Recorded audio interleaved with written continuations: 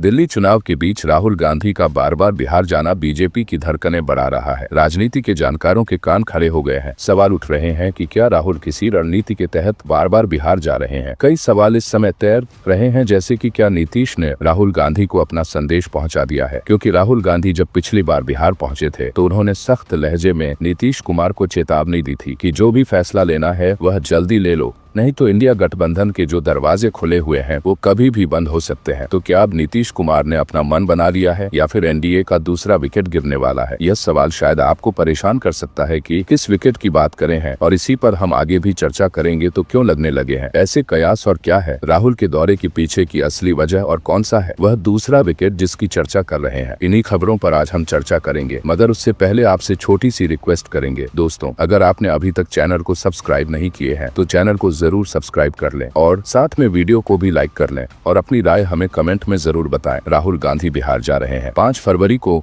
उनका पटना दौरा तय हो गया है। तो सबसे पहले हम राहुल गांधी के कार्यक्रम में आपको बता देते हैं, क्योंकि वह आज बिहार पहुंच रहे हैं। बिहार कांग्रेस के प्रवक्ता राजेश राठौड़ ने जानकारी दी थी कि राहुल गांधी 5 फरवरी को पटना आ रहे हैं। यहाँ वह एसके मेमोरियल हॉल में होने वाली एक जगलाल चौधरी जयंती समारोह में शामिल होंगे। लेकिन 18 दिन के अंदर राहुल गांधी के दोबारा बिहार आने की खबर ने बीजेपी खेमे में हलचल पैदा कर दी है। अब ऐसा इसलिए क्योंकि सियासी गलियार में तमाम तरह की चर्चाओं ने जोर पकड़ लिया है। क्योंकि पहले जब राहुल गांधी आए थे उसके अगले ही दिन पशुपति पारस लालू यादव से मिलने पहुँच गए थे। आपको याद होगा, पशुपति पारस लगातार लालू यादव से नजदीकियां बढ़ा रहे थे। यहाँ तक कि दही चूरा भोज कार्यक्रम में उन्होंने लालू यादव को आमंत्रित भी किया था, नीतीश कुमार को भी किया था। और इसके बाद से चर्चाएं चल रही थी कि क्या पशुपति पारस लालू यादव से नजदीकी बढ़ा रहे हैं, क्या वह महागठबंधन में शामिल होने का मन बना रहे हैं। तो जब लालू यादव पशुपति पारस के कार्यक्रम में पहुंच और उनसे सवाल किया गया तो लालू यादव ने उन तमाम कयासों पर कहीं न कहीं मोहर लगा दी और यह कह दिया कि हाँ, आ सकते हैं। मतलब लालू यादव तैयार हैं कि पशुपति पारस को महागठबंधन में शामिल कर लिया जाए। अब पशुपति पारस कब फैसला लेते हैं, इस पर सभी की निगाहें टकी हुई है। लेकिन पशुपति पारस के जो तेवर तलक हैं नीतीश सरकार के खिलाफ, उससे एक बात साफ है कि अगर बीजेपी आला कमान ने पशुपति पारस की शर्तें नहीं मानी या वो जिस तरह से उससे बात करने की कोशिश कर रहे हैं, चिराग के बराबर उनको सम्मान नहीं मिला, तो हो सकता है कि वह महागठबंधन में शामिल हो जाए। इस तरह की चर्चाएं चली रही थी कि इस बीच खबर आई राहुल गांधी पटना आने वाले हैं। जबकि जब 18 जनवरी को राहुल गांधी पटना पहुंचे थे तो वो उनका अचानक से प्रस्तावित किया हुआ दौरा था, क्योंकि इससे पहले खबर ये आ रही थी कि राहुल गांधी दिल्ली चुनाव के बाद पटना पहुंचेंगे, यानी कि फरवरी में। लेकिन राहुल गांधी ने जिस तरह से बिहार में सियासी चर्चाएं गरमाई हुई थी, नीतीश कुमार की पलटी मारने की खबर आ रही थी, पशुपति पारस के तेवर तल्ख हो रही थी। इस तरह की खबरों के बीच में अचानक खबर आती है कि राहुल गांधी भी पटना पहुँच रहे हैं, और तब तमाम अटकलें लगने लगी कि आखिर इस दौरे की वजह क्या है जो राहुल गांधी ने जल्दी किया गया है। अब राहुल गांधी लालू यादव से मिले और उसके अगले ही दिन जैसे ही राहुल गांधी दिल्ली वापस लौटते हैं, पशुपति पारस लालू यादव से अपने दूसरे भतीजे के साथ मिलने पहुंच जाते हैं। और इसके बाद चर्चाओं ने जोर पकड़ लिया कि राहुल गांधी और लालू यादव के बीच बातचीत हो गई है कि कैसे इंडिया गठबंधन के जो घटक दल हैं उन्हें अपने पाले में लेकर आना है। अब एक चीज तो यह हुई कि पशुपति पारस शायद महागठबंधन में जा सकते हैं, और इसके अलावा इधर राहुल गांधी पटना दौरे से वापस लौटते हैं। उधर दूसरे सहयोगी दल एनडीए के जो कि जयराम राम मांझी की पार्टी है, हम उसके प्रमुख जीतन राम मांझी के बयान भी तल खाने लगे। उन्होंने अचानक से अपने सीट्स की डिमांड रख दी। पहले उन्होंने 20 सीटों की डिमांड रखी और अब खबर आ रही है कि वो उन सीट्स को भी बढ़ाने की बात कर रहे हैं। और इसीलिए कहा जा रहा है कि जब पहले राहुल गांधी पटना पहुंचे थे तब लालू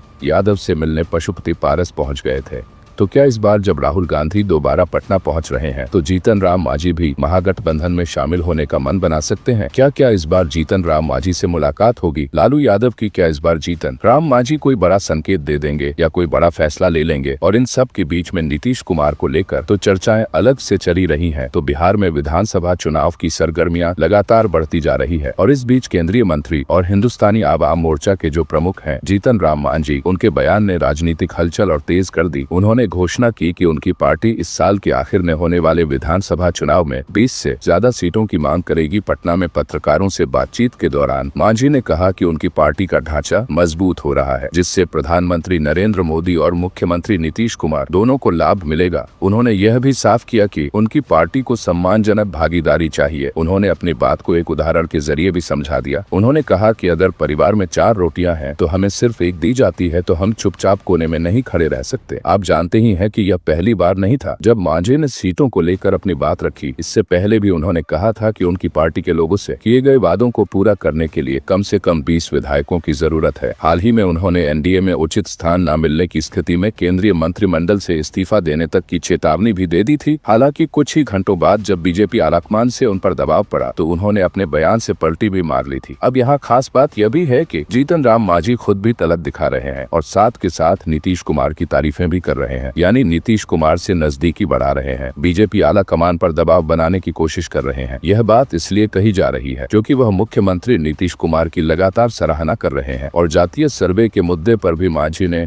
नीतीश कुमार की सराहना की। उन्होंने कहा कि नीतीश कुमार ने बिहार में जातीय सर्वे करवा दिया, जबकि प्रधानमंत्री नरेंद्र मोदी ने पूरे देश में इसे कराने से इनकार कर दिया था। बिहार में सबसे पहले जातीय सर्वे हुआ जिससे सबकी आंखें खुल गई। अब यहाँ साफ है कि जीतन राम मांझी ने सीधे सीधे पीएम मोदी को तो निशाने पर ले लिया, लेकिन नीतीश कुमार की तारीफ करी है। अब ऐसे में जब राहुल गांधी पटना आ रहे हैं और पटना आने से पहले नीतीश कुमार की नाराजगी की खबरें तो जोर पकड़े ही हुई है और अब जीतन राम मांझी नीतीश कुमार से नजदीकी भी बढ़ा रहे हैं। तो इसको लेकर जानकारों का कहना है कहीं ऐसा तो नहीं कि जीतन राम मांझी नीतीश को महागठबंधन में के लिए मना रहे हैं या नीतीश कुमार जीतन राम मांझी को बना रहे हैं, यानी कहीं ना कहीं कोई बड़ा खेल तो चल रहा है और उसी खेल के चलते राहुल गांधी 18 दिन में दूसरी बार बिहार दौरे पर आ रहे हैं। तो सियासी दाव पेच में इन दिनों माहिर केंद्रीय मंत्री जीतन राम मांझी चाल पर चाल चले जा रहे हैं। ऐसी ही एक राजनीतिक चाल मांझी की लिट्टी पार्टी है और इस लिट्टी पार्टी का राह भी कम नहीं है। राजनीतिक कद दिखाते हुए मांझी ने विशेष रूप से मुख्यमंत्री नीतीश कुमार और महामहिम राज्यपाल को भी इसमें आमंत्रित किया। नीतीश कुमार भी चुनावी समीकरण और वर्तमान में नए शक्ल लेता दलित राजनीति का ध्यान रखते हुए समय से आधे घंटे पहले ही वहाँ पहुँच गए और करीब 20 मिनट समय भी वहाँ पर दिया। इसके अलावा एक तस्वीर बहुत ज्यादा सोशल मीडिया पर छाई रही, वो यह कि मांझी को गले लगाकर उन्होंने एक बेहतर संदेश भी दिया। यह सब इसलिए भी कि सीएम और मांझी के बीच जो विधानसभा की तीखी नोकझोंक हुई उससे नीतीश कुमार की जो नकारात्मक छवि बनी थी उसे कहीं ना कहीं ही धुल दिया जाए, यानी उसे कहीं ना कहीं साफ कर दिया जाए। तो बिहार की राजनीतिक चिंतन में भोज दही चूड़ा का हो या फिर लिट्टी पार्टी का, उसमें राजनीतिक तड़का ना लगे, यह संभव नहीं है। ऐसे ही मांझी की जो लिट्टी पार्टी थी उसमें भी उनके कुछ राजनीतिक बयानों के इर्द गिर्द घूमती दिखी। कभी बयानों के जरिए कभी चुनौती देते तो कभी हिस्सेदारी की बात कहकर एनडीए पर दबाव बना रहे हैं। मांझी यह बात लगातार देखी जा रही है। याद करें पिछले दिनों 40 सीटों की हिस्सेदारी की बात की थी। झारखंड और दिल्ली में एक भी सीट नहीं मिल पाई थी, उसकी भरपाई और अब 4 रोटी है तो 1 रोटी मानेंगे ही। इन बयानों ने एनडीए के केंद्रीय नेतृत्व को परेशान करके रखा था। यह मसला नीतीश कुमार के लिए भी किसी चुनौती से कम नहीं था। ऐसा इसलिए कि संभावना यह बताई जा रही है कि आगामी विधानसभा चुनाव में एनडीए वो इतिहास दोहराने जा रही है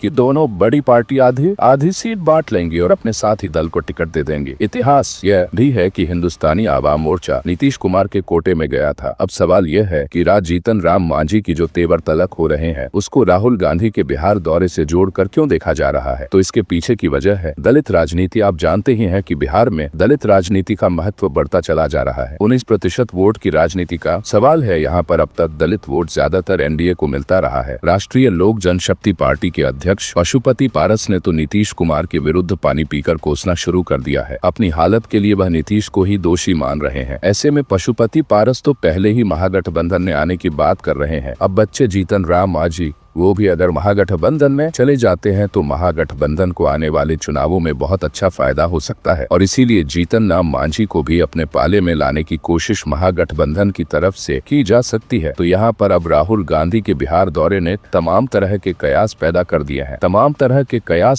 दिए हैं। तरह की अटकलें लगने लगी हैं। नीतीश कुमार को लेकर पहले ही चर्चा गरमाई हुई है। ऐसे में जीतन राम मांझी के भी बयान तलक होना और फिर राहुल गांधी का दोबारा 18 दिन के अंदर बिहार पहुँच जाना कहीं ना कहीं इशारा कर रहा है कि बिहार में कुछ तो पक रहा है। फिलहाल खबरों में आज के लिए बस इतना ही, फिर मिलते हैं अगली बड़ी खबर के साथ। तब तक के लिए जय